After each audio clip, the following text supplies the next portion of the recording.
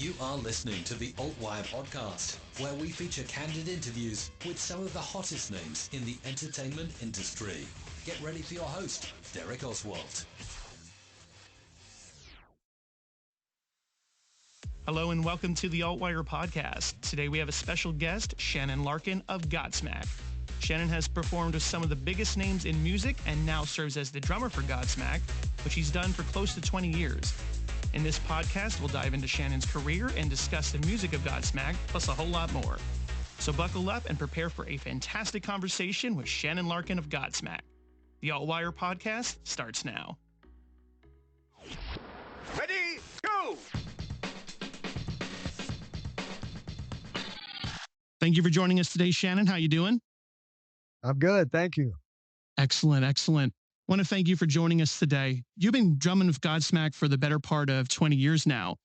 Lighting Up the Sky actually represents a massive milestone for you guys in the fact that it's been touted as being your final studio album.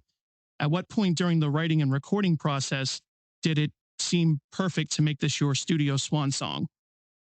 We had actually talked about it being a final record before we even started writing it. The big elephant in the room age, you know what I mean? And we figured we've already had an over 2-decade career and made records we're proud of. And, we've been working, touring at our level of success, which has been a dream of ours that came true. And I was talking to opening bands like the Ravens age over for us in the UK tour. And the drummer, how old are you? 23. And I'm like, wow, my daughter's 24. There was so many different reasons why we came to the conclusion of making one more record. But breaking up was never one of them, honestly. We're not going to break up and we'll keep playing. Aerosmith did it, Just quit making studio records, After every show, the fans come up, why didn't you play this song? Why didn't you play this song? Why didn't you play this song? And it's because we have too many of them. Like we were looking at, we can actually feel a freedom and not have any pressure or expectations after this. We like the idea of going out on top, going out at the success level that we dreamed of and have lived without, having to keep going. And people ask, well, the creative part. And, I'll say this also, making records, the actual making of records was never our favorite thing to do as a band. That's always been playing and touring, and that's the reward, man. And so making records, there's fun moments, of course, but for the most part, it's just trying to get everything right, and it's questioning yourself. There's a lot of psychology that happens in making records, and, it's an odd, weird time for us. And then whenever it's over and we like it, then we always like, finally it's over, And so we look at it like we're at the highlight of our whole lives and careers. And we want to enjoy it and be able to, find other mountains to climb also. You know what I mean? Like, Sully does solo work. I got the Apocalypse Blues Revival, this side project that I feel I can do into the future without expectations. We've sold lots of records. We're not wanting for money or fame, certainly. We're at a place where we're all happy and we get along better than we ever got along. And we've had so many highs and lows in the band over the years. And the usual stuff happened to us too. It's alcohol and ego, sex, money, drugs. And that's how rock bands are. And we've survived all that. And we feel like closer than we've ever been. And this record was, I would say we don't really enjoy making records. This was the funnest one we ever made and the most drama-free and easiest one we ever made. Everything magically clicked into place in this one. And it was just, it felt right. And, having discussed it, like I said before, when we were, wow, we're in it. Is this going to be it, guys? And we were like, oh, yes, this feels right. And the songs, I liked after Sully, different things happened. I've talked about the writing of the record. He got in a heartbreaking breakup in his personal life. And we took a break right in the middle of writing. We had like 10, 11, 12 songs written by then, of which only 3 ended up making the record. Because then he went home after some tragic heartbreak and breakups and that shit happens. And so when he came back, boy, he was fully loaded and we scrapped most of the stuff we had written and went on a whole new plane. So that was meant to be, we felt. And then it ended up being like the final record to us was like a love letter to our whole career. I came up with that one because after hearing the whole thing as a body of work, after it was mixed, and I was like, oh my God, it's got a little bit of everything from all the eras of the band. And we always made records 4 years apart. And now Sully, he's a genius in ways. I call him my genius because, he came with we'll write and record for a year. Then we'll tour and work it, go and play for our fans for 2 years. And then we'll take a year apart. And you do what you want. You can not even look at a guitar or drums, or you can go and do your side thing and you get your yayas out that way, or you can be at home with your wife, kid, pillow, dogs, turtles, fish, blah, blah, blah. So when you get back together after a year apart, after having lived in tight quarters for 3 years, united with this product that you're selling out there, taking the year off was a genius thing because then when we get back together, we're also fresh. Well, there's our boy. There we are. There's the band. Let's write, and everybody's excited and there's a new excitement that we can always capture. But the point is, 4 years apart for each record is good. It's a long time. And so like our records, I think they all sound like Godsmack, but they all have obvious differences to me being that close to the music. And it's because in 4 years as humans, we all change, and then it gets to the point later on in the career when the fans of the earlier or more aggressive music weren't so into the Legends Rise sound or whatever. And it's like, man, we're not young dudes full of piss and vinegar, like angry anymore. Like we're all like exactly we're pretty happy, like all of us. And like I said, we had fun and got along better than ever on this one. And so everybody has their personal reasons of why we thought it was just a genius move to not make any more records, but not break up and not do a cash grab. I got to say that. You'll never see us go, final tour, come pay $600 because that's the last time you'll see them. We're not doing that, because what if we want to go play some rad event later on in life or something, and they're like, Metallica's playing, you guys want to play? And we're like, sure. Or even if we want to go tour, after this record, we're going to tour, by the way. That's the plan. We'll tour for 2 years on this one. We'll take the break, a year off like we've always done our whole career. And then instead of going back in the studio for a year and making another record, we'll go, hey, where do y'all want to play this year? Let's do 2 weeks in the Midwest or 3 weeks in Europe, or let's go to South America for a week and play 3 shows. Whatever we want to do, we're not selling anything anymore. And this way we don't feel old too on stage. Like when it does come that day where we feel like, oh man, I don't feel right when I scream, I stand alone or whatever he's screaming. If he feels like, it's not real anymore, then who wants to see old dudes go up there going through the motions, maybe the fans. And so I apologize to any fans that would feel like cheated because we choose to go out the way we want to go out. But I do know that if you really think about it, it's super smart, and for us as a band, we feel that's how we can give the best shit in the future to our fans. Like think of the set list, with no new record. Now you're going to get just all the songs, all the hits and like the highlights basically of all the tours and albums we've done. So like if it was Faceless, the highlight of the show was the part in I Stand Alone with the pyro and then the Straight Out of Line with the video part and whatever. We have like the parts that everybody, all our fans said, oh, when you did this and that tour. So now we can take all those magic moments from each tour into our older years. And when you come see Godsmack, say at a festival, it's not going to be supporting a record which will lean heavily on musically. We're going to be playing a best of set from 20, by the time you see us, 26 years of radio song that people like. Like we're not picking a set list. The people, the fans, our people pick it by calling the radio and requesting that song. And so we figure if it's a hit song, then our fans want to hear it and we'll let them write the set list. there's a growing trend when I'm speaking to artists that artists are seeming to want to move away from making albums anymore, you guys included. But say in the future, if inspiration strikes, do you think you guys might release a one-off single here and there? Or do you think in terms of recording music, you guys are just absolutely done? No, I actually said that earlier to somebody that, we're not like, we'll never record again. No one ever said that. We said we'll never make another record. Because again, the normal person that's not in the business and is not a musician and just loves music and wants to hear music, they don't understand, exactly how much and what goes into the whole process, not just of creating the music. That's the good part, It's you're making a product to sell for a bunch of different people, and it's all about money and, stats and power.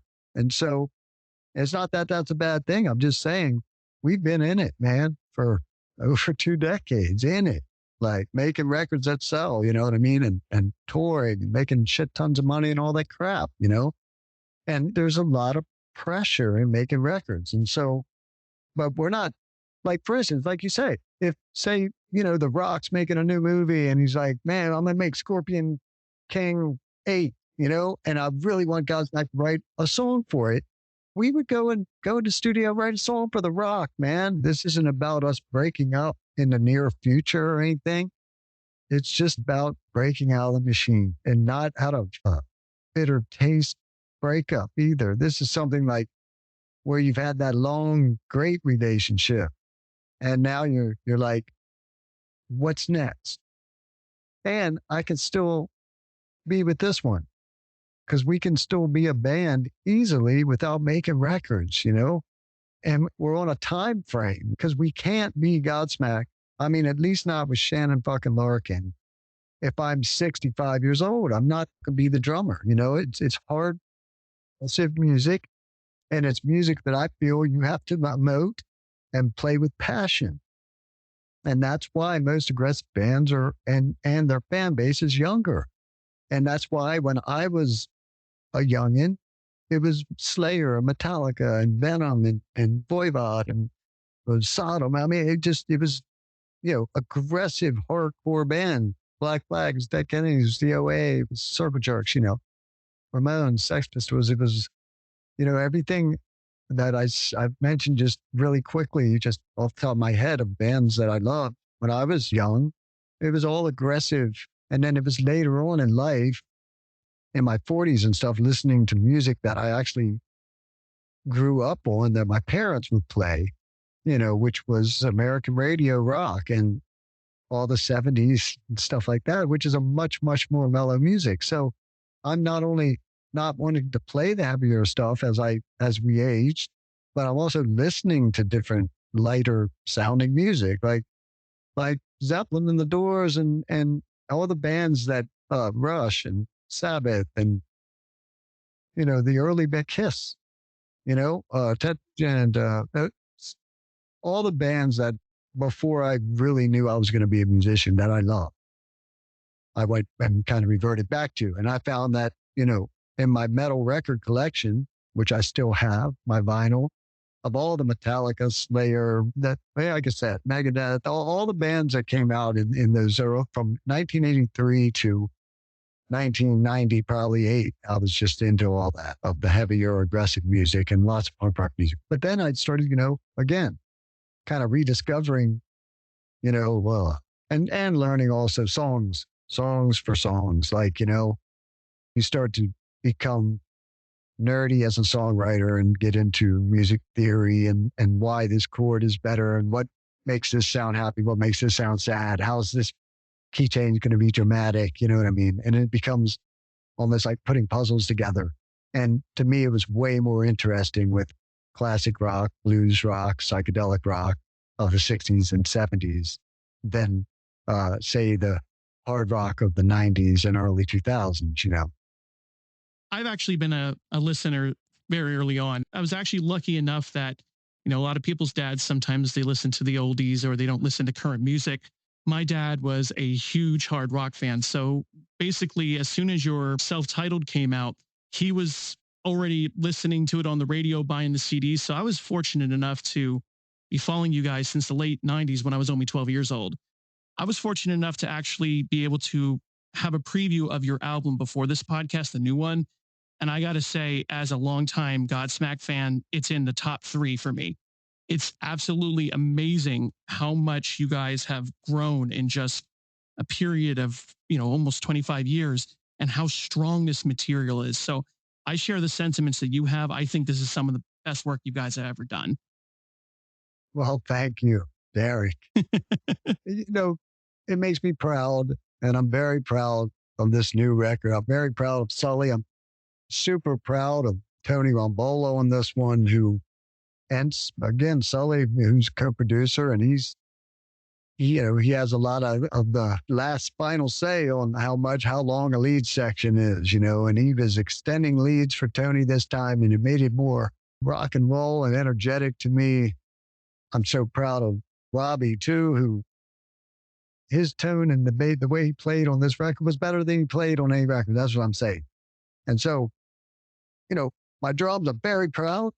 I can't say how fun and easy this record was, when usually I hate making records with Godsmack because there's pressure involved, man. Sully sees what he wants before we start, and so his fight is to get us to help him paint the picture. And, it's always a psychological battle for me to get that right head frame for each different mood that he's, trying to portray in his songs. And that's why it's always been fun and a challenge for me. He's a great drummer also. So, I'm challenged every record by him. And, he doesn't sit down and try and play what's in his head. He'll sing it to me, douche bat da da bap bap da bap, and I'm like, ooh da da da da da da or whatever.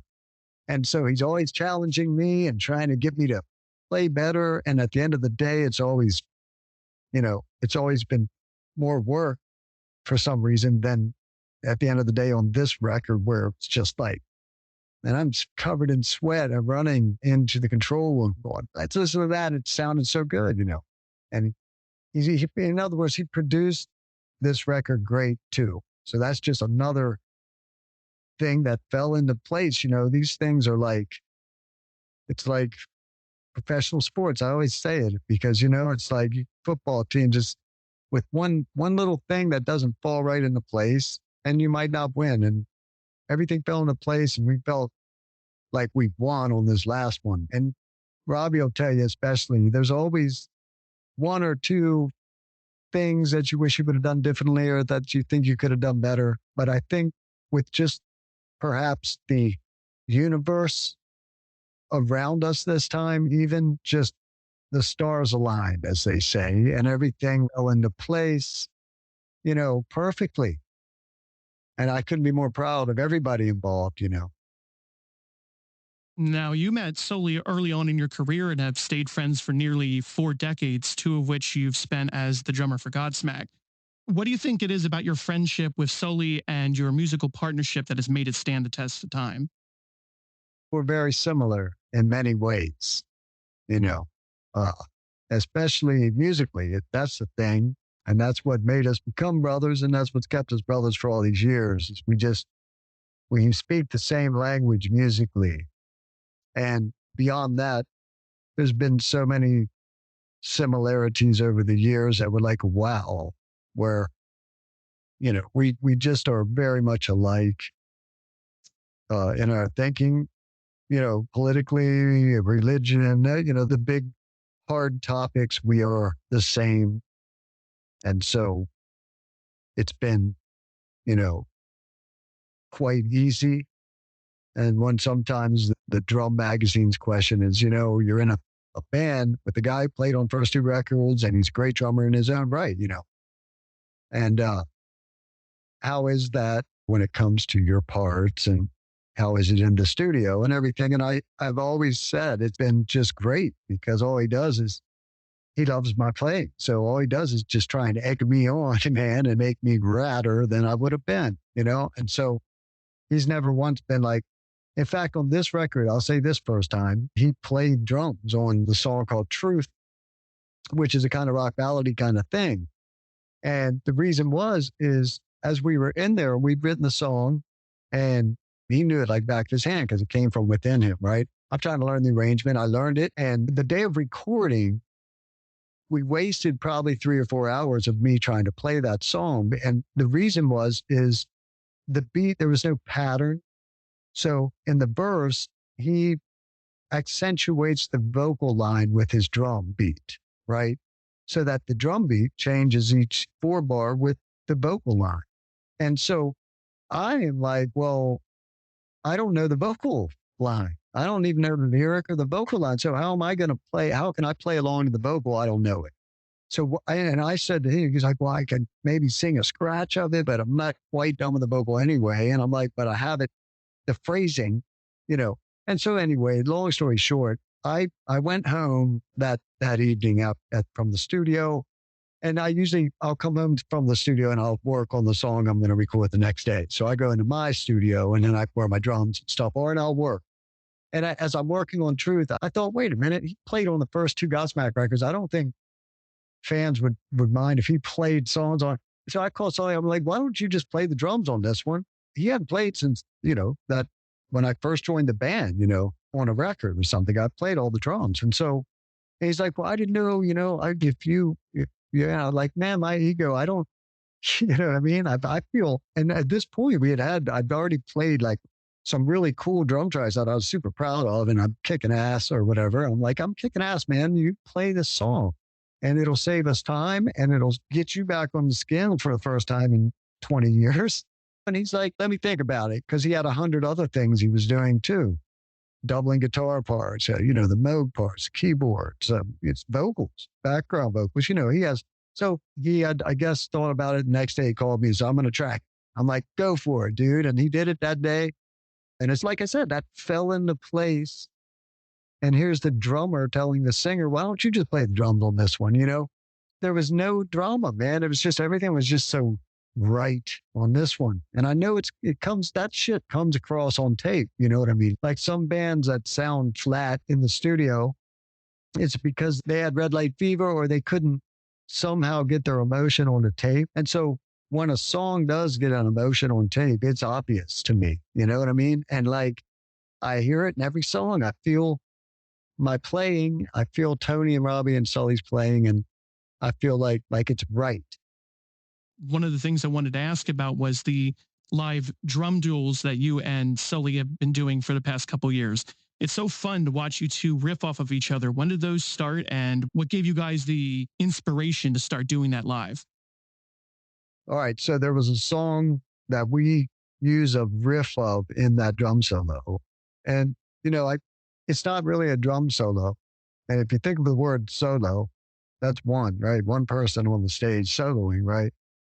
And so what happened was this song, Get Up, Get Out from the first record. This is pre-me. And so Tommy Stewart's in the band and Sully, who has really hot hands, he's a great percussionist and he can really go. And he wanted to break down the song, Get Up, Get Out for a live thing to get the people's hands up at the festivals, Ozfest and stuff they were on, and get the hands up in the air and get them clapping and have something that they could. And here's this great drummer guy. So he had Tommy hold down a beat. They broke the song down, back to the back. And then they had a little riser that they had with wheels on it and 2 congas, a set of bongos, a timbali, and a little cymbal. And so they'd roll that out on the stage and he'd jump up and start jamming with Tommy Stewart, right? And so that was the thing that they did before I joined. When I joined the band, Sully had his Yamaha drums set up in the rehearsal room. And I was coming to start writing the record. I was in the band and I had a drum set sent there also. And we set it up right in front of Sully's drum set, head to head, right in the room. And as 2 drummers and long friends do, we sat down and started jamming against each other, like, 1, 2, 3, 4, go, 2, 3, 4, and then 1, 2, and then I go. And so we did that just for fun. And we were in the tempo. And I remember him saying, we can do this and get up, get out. Instead of me rolling out the little percussion thing, we can roll the whole drum set out. And it started right there, man. And the song we were working on, I'll never forget this because it happened pretty much the day I joined the band. We set those drums up. We started doing it back and forth. And the idea came out of, we'll replace the get up, get out breakdown where I bring the percussion out with a verified, piece that we'll write. And that's why we ended up using get up, get out still to this day in the second part of that groove. We came up with the kind of voodoo-ish tribal thing in the top of it later, where you're looking for something to lead into the get up, get out beat, though. So where we start, going back and forth. But also, we always wanted to keep Robbie and Tony on the stage and keep guitar and bass in it so that it's not a drum solo, That's when everybody goes to get a beer in the arena when the drummer starts playing. So we wanted to, make it something exciting that, was part of a show, not, you know what I mean? So, and it's funny because everybody calls it the drum solo. Are you guys doing the drum solo? But really, I'm like, solo is one person. But anyway, we kept trying to change it over the years too, and we changed it. We wrote a whole separate, different one twice, and always end up going back to that one. Our fans, I think, know it now. It's like a song now to them. They're, when we start playing it, they know, oh, here it is, and it's familiar. And so we've just ended up never changing it. It has slight changes every time, and we'll purposely do some different moves to it, different stabs, perhaps do like a montage of cover songs at the very end of it. We always try and change those up. We pride ourselves on playing. We love to play. Live is our thing. We always say we're a live band and we don't run track. There's 2 songs, Bulletproof and Unforgettable, that we had to run tracks on. And 2 songs out of 17, not so bad. No offense to all the bands that run tracks throughout their set, backing vocals and all that. But Bulletproof has a synth part in the verse that goes wop, wop, wop, wop, wop, wop, wop, wop. And it just sounded flat without it. So we roll in that one tape. And then in Unforgettable, there's a part that breaks down and there's we had a choir full of kids sing the chorus. I feel the right inside me or whatever. And it's all these kids' voices on the record. And so we run tape there.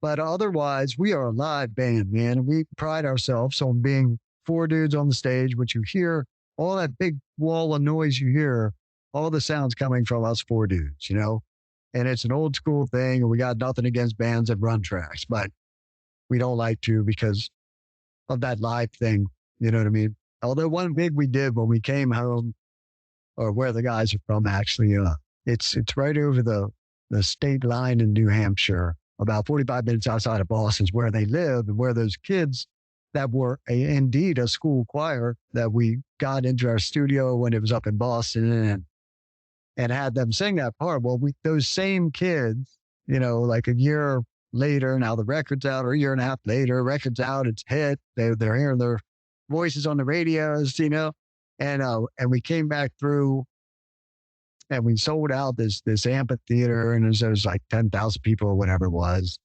And we got all the kids in and they all got up on stage and got to, sing that song with us. So that was pretty cool. Now, one thing I wanted to ask, with such tight-knit friendships within the band, I imagine there's funny stories to tell. Do you guys ever play pranks on each other while you're on the road or in the studio? Yeah, we're not really that band. Not big pranksters, man, to each other. And, we're serious about the band and about when we're on tour, I don't know. We like to be a united front with our crew and be a gang or something and so we're all for one for all on tour, and we never fuck with each other, man.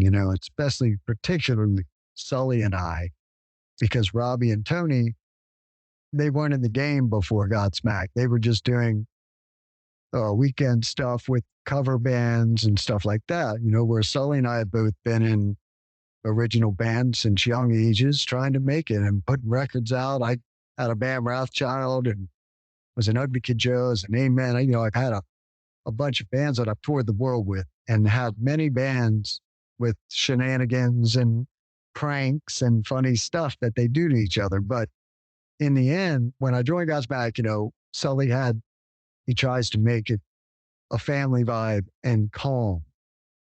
We like to party though, don't get me wrong here, but we didn't mess with each other. I don't know. That's a good question. I never really thought about that, but we didn't mess with each other, man. We were already, I think Sully and I mainly, we'd already been through the hazings and all the whole band waking up in a, parking lot on your mattress that they'd taken out of the hotel while you're sleeping or, things like that. And we'd all been through all that kind of shenanigans, I'll call them, on the road. And by the time I joined Godsmack too, they were already big. They'd sold 7 million records by then. I came in and so it was pretty much an organization by that point that ran it, where like we get up on the bus or whatever and our road manager or somebody comes and gets us and leads us to where we're supposed to go. And it was all new to me too. I'd never been up on that level before of a headliner or whatever. And it all was pretty much a machine. We are a machine. We are a well-oiled machine on tour. It's our lives. And so, I think if you fuck with each other, then you're not going to have over 2 decades and end up all lovey-dovey like we are, and we really are. I'm not making it up. We've gone through so many ups and downs. There was years where certain 2 members of the band didn't even speak to one another, while making records. And so we've had some tough times, ups and downs, but, to end, there's a reason I think it ended like how we all are. And it's being able to change within a business that enables you and it's being able to focus on the important parts of the band, which isn't the business, and it's respect, and somehow we all ended up on the same page and we're very blessed for that. And just to wrap up before we finish, is there any closing comments you'd like to make towards the fans? Yes. Thanks for being patient with us. The pandemic hit and I know it's been 5 years since we put Legends Rise out. So, thanks for being patient. And I hope it'll be well worth the wait for our fans from the early, what do you call it? Vintage smack? Yep. Vintage smack. Yep. To the modern, now smack. I think that everyone's going to be super stoked on this one. And, we're going to put out the whole record in February, and the second single will also come out in February with the release of the record. And I don't know if I'm at liberty to say what song it is yet, but I know what it is. You'll know soon. And I wanted to say one more thing about my Apocalypse Blues revival. It's this side thing that I have that I've had some time to do a record with. I got, it's might not be something for everyone and Godsmack fans or whatever, but what it is it's heavy psychedelic blues rock. And I'm real proud of that too. So I just I promised my guys, any interview I get, I'm going to try and at least mention our name. Right now, you could go up on YouTube and the Apocalypse Blues Revival has some lyric videos and you just to see our music. But I will say this, that last record we did, the first one was more of a concept record. So the new stuff is quite better, I think. But I'm proud of the first stuff. Apocalypse Blues Revival, Godsmack, peace. That brings us to the end of this episode. Lighting Up the Sky is available now for pre-order on Godsmack's official website and will release on February 24th, 2023. Be sure to stream their latest single, Surrender, on your DSP of choice and follow the band's socials for upcoming tour dates in your area. I want to thank Shannon for joining us today and for being such an awesome guest. If you've enjoyed what you've heard, please follow us on your DSP of choice and give us a review on Apple Podcasts. My name is Derek, and this has been another episode of the Altwire Podcast. Thank you for listening.